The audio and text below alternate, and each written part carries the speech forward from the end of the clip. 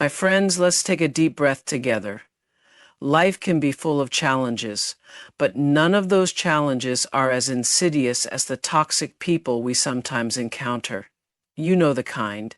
Those who drain your energy, provoke your insecurities, and leave you questioning your worth. But here's the truth. You are not responsible for their behavior. You are not responsible for the way they treat you. What you are responsible for, my dear, is how you respond to them. Recognizing toxicity is the first step in protecting your peace. Toxic people often don't show up with a neon sign over their heads. No, their behavior is often subtle, creeping into your life until one day you look up and realize you're drained, frustrated, or emotionally depleted. The tricky part about toxicity is that it doesn't always feel bad at first. In fact, it might even come in the form of a seemingly harmless comment, a well-meaning piece of advice, or a friendly critique. But when you start paying attention to how those interactions leave you feeling, small, insecure, or unworthy, that's when you need to step back and recognize what's really happening. At the heart of toxicity is the energy exchange.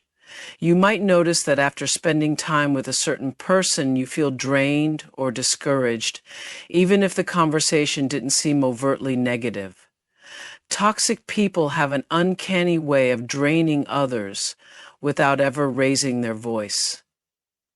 They may not shout or even argue, but their words, their attitude, or their actions leave an invisible scar on your emotional well-being. It's like a silent thief that robs you of your energy and leaves you feeling empty. Recognizing this shift in your emotional state is key. When a conversation, even a short one, leaves you questioning your worth or feeling heavy, that's a red flag. One of the most insidious aspects of toxicity is manipulation. Toxic people often try to control situations and emotions to suit their needs. They might use guilt or passive-aggressive behavior to get their way, and before you know it, you're apologizing for things that aren't even your fault. They twist your words, turn your kindness into weakness, and use your vulnerabilities against you. The manipulation might not always be obvious, but it can be just as damaging as overt abuse. When you notice that you're constantly walking on eggshells, wondering if you're saying the right thing, you might be dealing with someone toxic. Gaslighting is another red flag. Gaslighting is a form of psychological manipulation where a person makes you doubt your own reality. They may tell you that something you clearly remember didn't happen, or that you're overreacting to their hurtful behavior. They make you question your instincts, your perceptions, and even your own emotions. This is a powerful tactic because it erodes your self-confidence, making you more vulnerable to their control. If you find yourself frequently second-guessing your thoughts or apologizing for your feelings when there's no reason to, you are likely being gaslit. Toxic behavior often thrives on creating a sense of imbalance. Toxic people are rarely willing to take responsibility for their actions. Instead, they blame others for their mistakes, failures, and shortcomings. This projection of blame is a fundamental characteristic of toxicity. They can't admit their faults, and they shift the blame onto you or others around them. This not only distorts reality, but also leaves you feeling perpetually on edge, as though you're constantly trying to fix something that wasn't even your problem to begin with. Toxic people are also masters of creating drama. They seem to thrive in chaos and often find ways to stir up conflict, even over the smallest of issues. They have a way of turning every situation into a crisis, making you feel as though you're always walking through a storm. Whether it's through gossip, stirring up old wounds, or creating misunderstandings, toxic individuals know how to keep things in a constant state of upheaval. This constant instability can leave you feeling emotionally exhausted and can prevent you from finding a sense of calm or peace. Another aspect of recognizing toxicity is understanding how it affects your personal growth. Healthy relationships allow space for growth and change. but toxic relationships keep you stuck in patterns of negativity. These individuals discourage your success, either through jealousy, undermining your accomplishments, or creating doubt in your abilities. They might make you feel like you're not good enough, or try to diminish your achievements. Over time, this stifles your progress and can even convince you to question your own potential. Finally, toxic people have a way of making you feel isolated. They may intentionally or unintentionally undermine your other relationships, making you feel as though you can't trust anyone outside of them. This isolation creates a toxic bubble where the only perspectives you hear are theirs.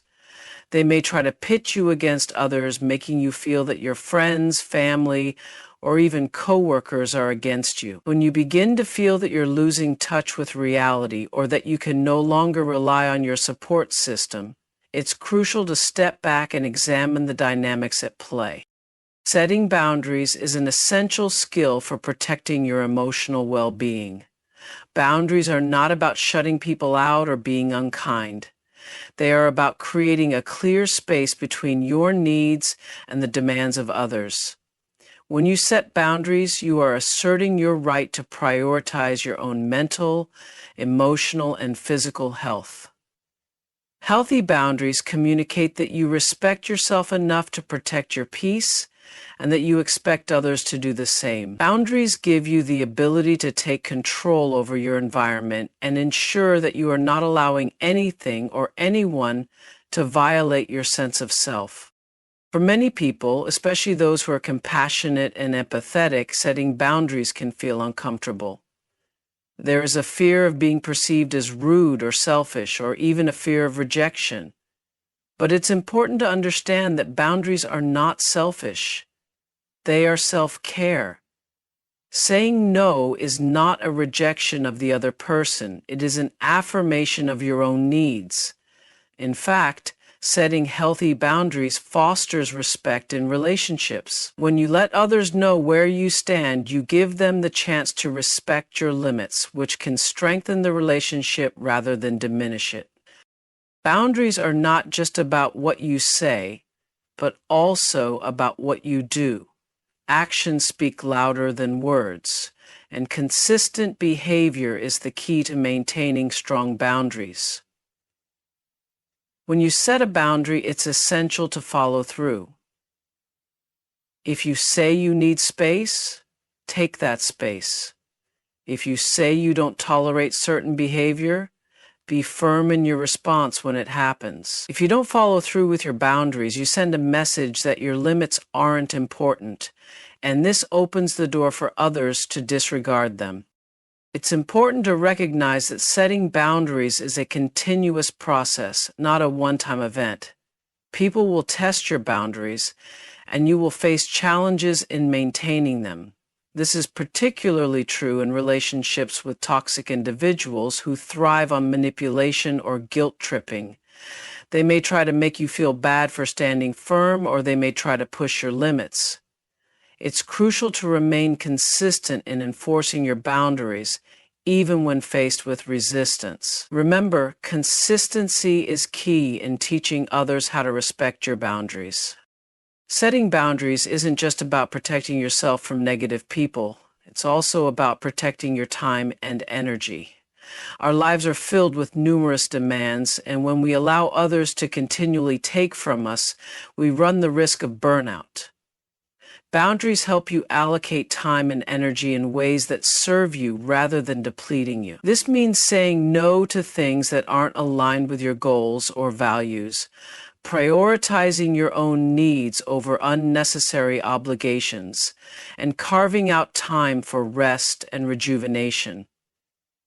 Setting boundaries is a necessary act of self-preservation, especially in a world that constantly demands more from us. It's also crucial to understand that boundaries don't have to be harsh or rigid. Healthy boundaries are flexible and can be adjusted as needed. You don't have to create walls between yourself and others. Instead, think of your boundaries as guardrails that help you stay on the path toward emotional health. Some relationships may require firmer boundaries, while others might need a more gentle approach. The key is to remain in tune with yourself and honor what you need in each situation. Listening to your gut and trusting your intuition will guide you in setting the right boundaries.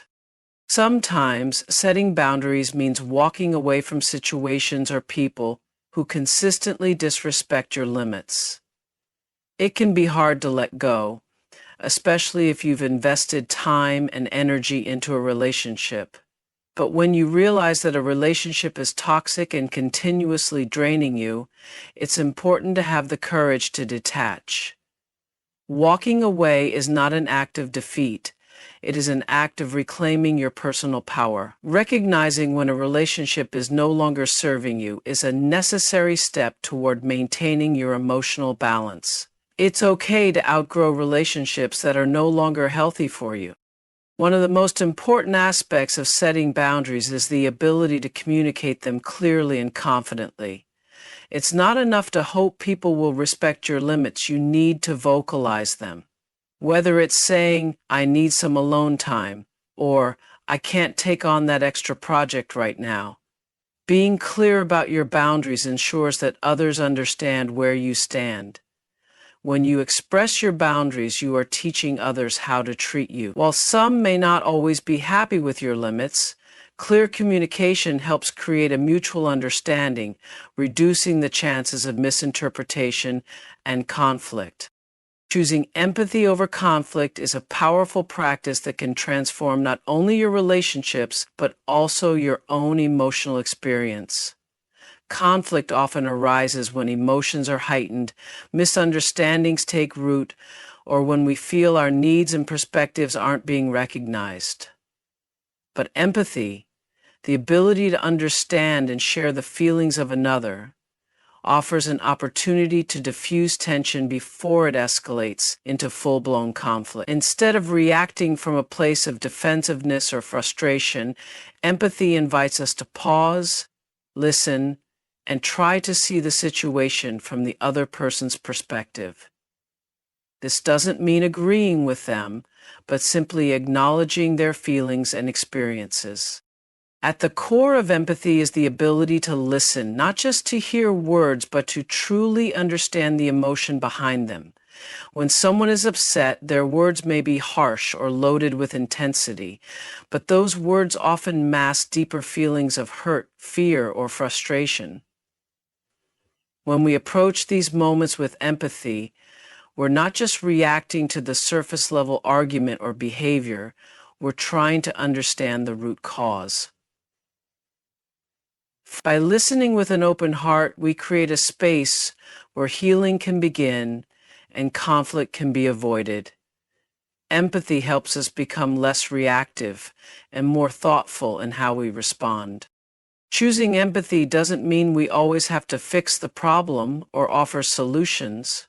Sometimes people simply want to be heard. They want to know that their feelings are valid, even if we don't completely agree with their point of view. Offering empathy can be as simple as saying, "I see that you're upset, and I understand why you feel that way." This act of acknowledgement is powerful. It lets the other person know that they're not alone in their feelings, and it softens the edge of conflict, making room for understanding rather than confrontation. By validating their experience, you create a bridge rather than a barrier between you. However, practicing empathy also requires emotional awareness and self-regulation. If we allow ourselves to become swept up in the emotional charge of a situation, we can easily lose sight of the other person's perspective. To choose empathy over conflict, we must first ground ourselves in calmness and clarity. This means taking a deep breath before responding, stepping back from the situation if necessary, and choosing to respond with care rather than reacting out of anger, frustration, or fear. Self-awareness is the key to maintaining empathy, especially in challenging or emotionally charged conversations. Another aspect of empathy is non-judgment. When we're in conflict, it's easy to start making assumptions about the other person's intentions or character. We may label them as difficult or unreasonable based on their actions or words. But empathy invites us to suspend judgment and open our hearts.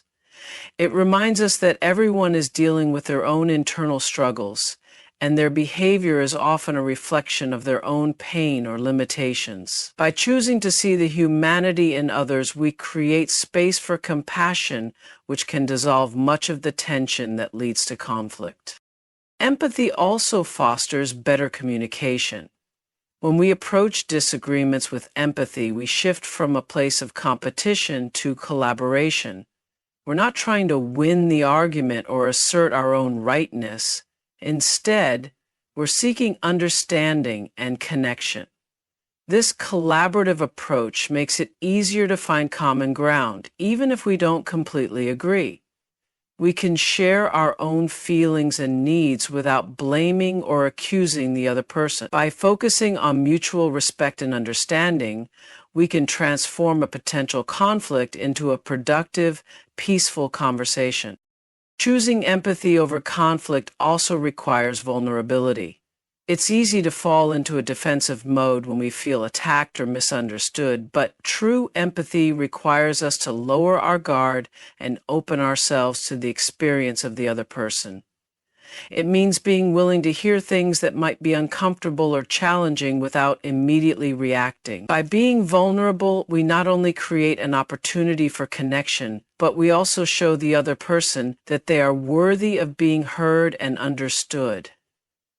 Vulnerability is a powerful tool in transforming conflict into connection. In addition, empathy doesn't mean accepting toxic behavior or allowing yourself to be mistreated. There's a distinction between understanding where someone is coming from and tolerating harmful actions. Choosing empathy over conflict is about responding with compassion, but also standing firm in your own values and boundaries. You can acknowledge someone's feelings without compromising your own sense of respect and self-worth. Empathy allows us to respond with kindness and understanding while still maintaining the integrity of our own boundaries. Protecting your energy is one of the most important acts of self-care you can practice in today's fast-pacing and often overwhelming world. We all have a finite amount of emotional, mental, and physical energy, and every interaction or experience we have either adds to or drains from that energy. Unfortunately, many people neglect their energy needs, allowing external demands, toxic relationships, and negative environments to take more than they can give. Protecting your energy means becoming intentional about where you invest it and learning to preserve it when it's under attack. This is essential for your overall well-being and personal growth. One of the first steps in protecting your energy is learning to recognize when it's being drained. This is not always an obvious process. Sometimes the effects are subtle, creeping up on you over time. It could be a lingering sense of fatigue, feeling emotionally spent after certain interactions, or noticing that you're becoming irritable or anxious more often. Understanding the signs of energy depletion is the first step in reclaiming your power. If a conversation or situation consistently leaves you feeling drained or ungrounded, that's a clear signal that something needs to change. It's important to understand that protecting your energy is not about isolating yourself or avoiding difficult situations altogether. Rather, it's about managing your exposure to negative or draining influences in a way that allows you to maintain your peace. This can mean setting boundaries with people who drain you, limiting your involvement in toxic environments, or even walking away from situations that threaten to steal your calm. The goal is not to shut out the world, but to selectively engage with it in a way that respects your emotional limits and maintains your inner equilibrium. Another key aspect of protecting your energy is learning to say no. Many people struggle with saying no because they fear disappointing others or feel obligated to always be there for everyone. However, constantly saying yes when you're already stretched too thin only depletes your energy further. Saying no is an act of self-respect and a necessary part of protecting your peace. It is not about being selfish. It's about knowing your limits and honoring them. Every time you say no to something that doesn't serve you, you say yes to your own well-being. In addition to saying no, it's vital to cultivate a strong sense of emotional awareness. This means regularly checking in with yourself to assess how certain people, activities, or environments are affecting your energy. Are you feeling drained, inspired, anxious, or at peace? These emotions are clues to what is happening on a deeper level.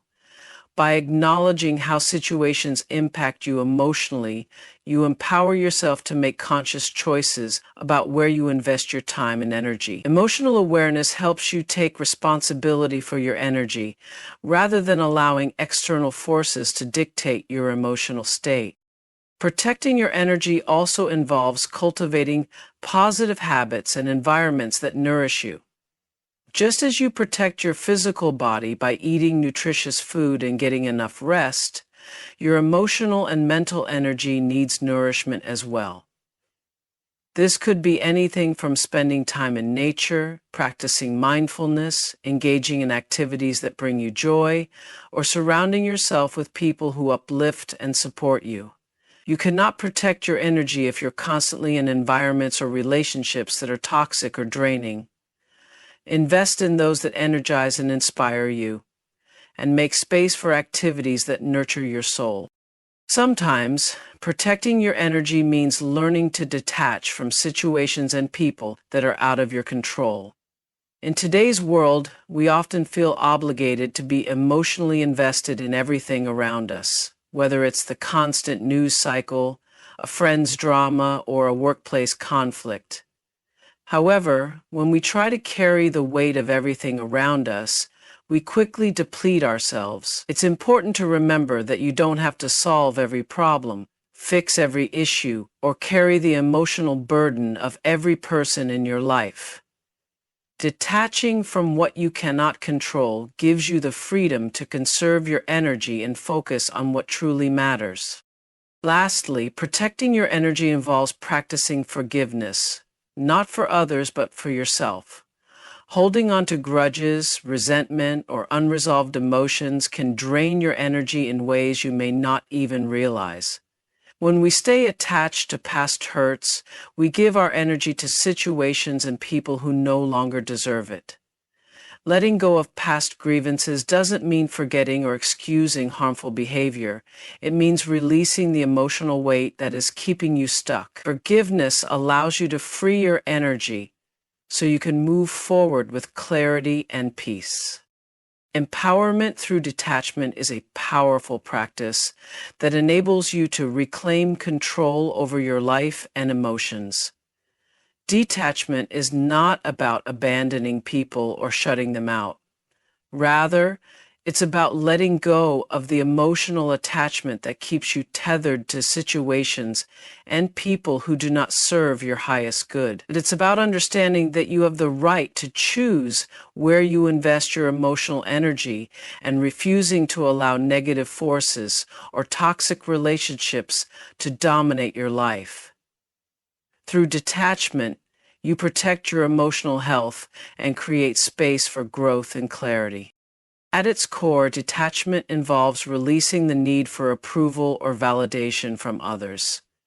Many of us spend a significant amount of time seeking external affirmation, whether from family, friends, coworkers, or society. We base our self-worth on how others perceive us, which can lead to insecurity and self-doubt. Detachment empowers you to stop seeking validation from the outside world and instead find your sense of self-worth from within. By releasing the need for constant external validation, you can finally stand firm in your own identity and values, free from the pressure of others' opinions. Detachment also frees you from the grip of negative emotions. When you are emotionally attached to a situation or person, you often find yourself caught in a cycle of emotional highs and lows, constantly reacting to external events. This emotional roller coaster can be exhausting and mentally draining. Detachment allows you to observe situations without becoming emotionally entangled in them. You can acknowledge your feelings without letting them control your actions or mindset. By creating this emotional distance, you gain the power to respond thoughtfully rather than react impulsively. And this brings a sense of peace and balance. Letting go through detachment also helps you regain your personal power. When you're emotionally attached to someone or something, you may find yourself giving up your autonomy and peace in order to maintain that connection or situation. This can lead to feelings of powerlessness as you surrender your emotional well-being to external circumstances. Detachment, on the other hand, empowers you to take back control of your emotional state. You realize that your happiness and peace are within your control, not dependent on another person or outcome. You no longer give away your power to others or situations that don't align with your well-being. Through detachment, you also create room for personal growth. When you are deeply emotionally attached to people, situations, or outcomes, you may find it difficult to move forward or grow. Attachment keeps you stuck in patterns and relationships that no longer serve you. Detachment, however, creates space for new opportunities and experiences to enter your life. It allows you to step back, reflect, and assess whether the people and situations in your life are contributing to your growth or hindering it. By letting go of what no longer serves you, you create the freedom to evolve into the person you are meant to be. Detachment is also about prioritizing your own needs and well-being. Often we stay attached to relationships or situations because we feel a sense of obligation or guilt. We fear that if we let go, we will hurt others or be seen as selfish. However, true empowerment comes when we put ourselves first. This doesn't mean neglecting others, but rather recognizing that you cannot give to others when you are emotionally depleted. Detachment allows you to take a step back and ensure that your own needs are met, without feeling guilty or selfish for doing so. Sometimes detachment requires difficult decisions, especially when it involves letting go of toxic relationships or environments. It can be painful to detach from people you care about, especially when there is a history or emotional bond involved. But it's important to remember that detachment is an act of self-preservation, not a rejection of the other person. When a relationship is unhealthy, staying attached to it only brings more pain and suffering. Detachment allows you to break free from toxic patterns, preserving your peace and emotional health. It also opens the door to healthier, more supportive relationships that align with your values and growth.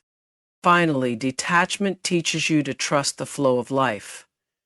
When we are overly attached to specific outcomes or people, we create expectations that can lead to disappointment and frustration when things don't go as planned.